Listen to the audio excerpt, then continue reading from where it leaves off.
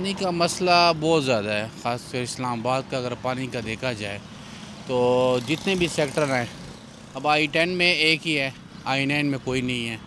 अब यहाँ पे इस इलाके में सिर्फ ये एक ही है, ठीक है, जिससे ज़्यादातर पानी लेने के लिए लोग बड़े जितने भी ये सेक्टर हैं वो सारे यहाँ पे आते हैं पानी लेने के लिए। तो ये मसला बहुत ज़्यादा, और ये भी पता नहीं है कि ये चेक होता भी है या नहीं, चेक एंड बैलेंस का भी कोई पता नहीं है।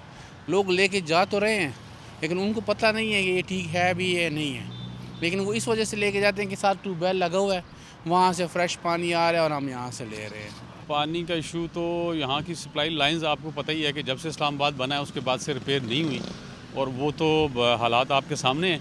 बाकी फिल्ट्रेशन की और साफ़ पानी की बात करते हैं तो पूरे इस टाइम G5 से लेके वह G9 तक शायद ये एक वाहिद फ़िल्टर है जो कि जिसका कहा जा सकता है कि ये पानी जो है ना वो पीने के काबिल है। अदरवाइज़ और आप किसी फ़िल्टर पे चले जाएं उस पर कोई रिपोर्ट नहीं लगी हुई होती, PCS IRW की कोई रिपोर्ट नहीं है, किसी किस्म का कोई जो है ना वो नहीं। इसके ऊपर मेरा ख्याल है कि वो लगी हुई है रिपोर्ट, मंथली बेसिस पे वो इसका फ़िल्टर और वो सारी चीज़ें चेंज करते हैं।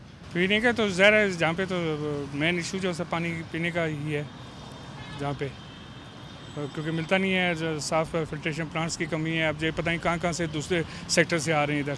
हाँ, ज़ाहिर है हर सेक्टर में एक दो बल्कि ज़्यादा से ज़्यादा होने चाहिए ताकि लोगों को सहूलत भी हो और पानी भी साफ़ मिले उनको। इशू तो है फिल वक्त, अभी आप देख लें थोड़ी देर के बाद यहाँ पे जिस हिसाब से रश होगी, मेरा ख्याल है एक नलके के पीछे 4-4, 5-5 बंदे खड़े होंगे बॉटल्स लिए हुए।